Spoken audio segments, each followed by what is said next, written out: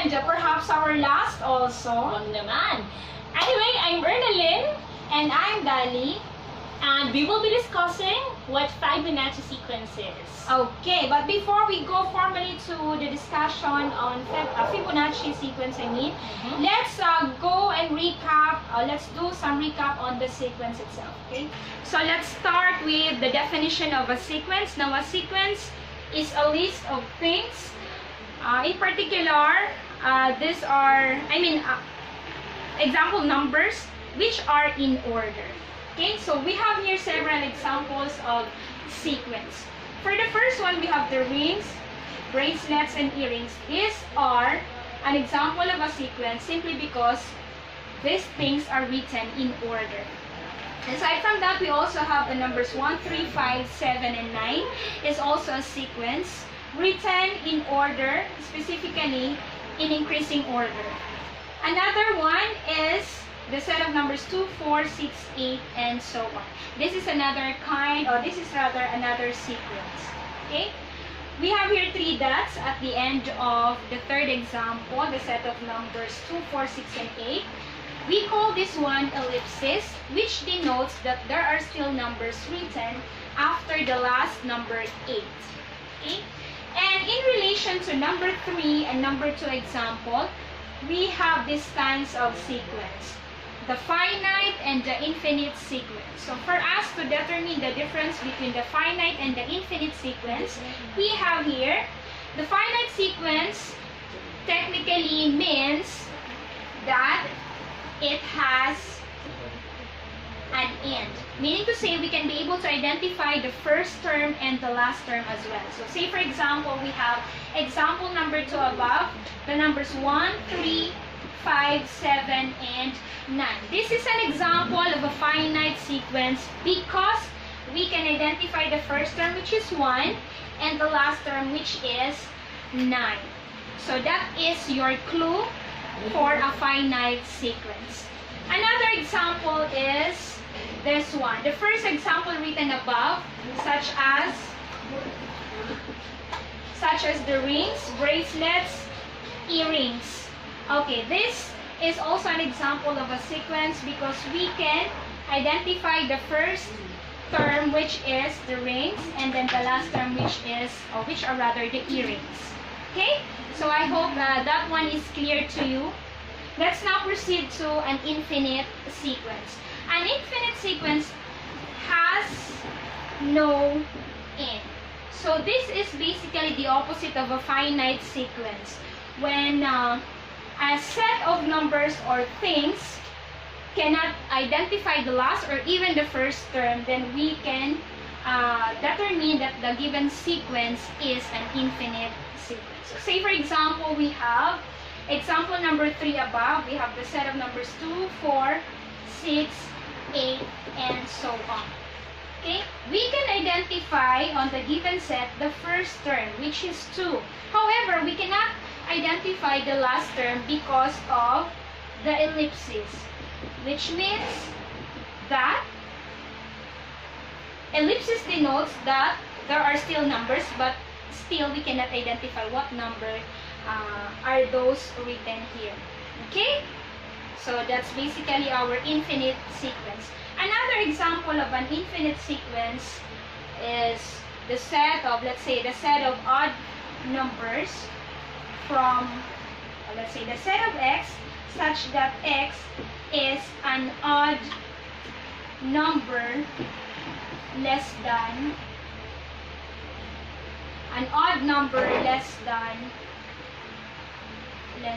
2. Is that so? No. Alright. So let's say an odd set number. Okay, let's do some reconstruction of the example. The set of x such that x is an odd number. So if you have that kind of set, if you want to identify in roster form all the set of numbers, then we can have what? We can have 2, 4, 6, and so on. Because there is no condition written on the set, therefore, we need to identify all the odd numbers. However, However, we cannot identify all the odd numbers. I think I have written this one incorrectly. I'm sorry. So this one is supposed to be 1, 3, 5, and so on. So as mentioned, we cannot identify all the odd numbers in the universe. So we can just have this ellipsis here. Okay? So I think the two kinds of sequence is very clear to all of you who are watching. Now if you have some clarification on that, you might actually try to watch my other video. Okay? And for now, we will directly go to the lesson on Fibonacci sequence, but it will be discussed by my partner here, Ernanine Diaz. Okay? Thank you, partner Dolly.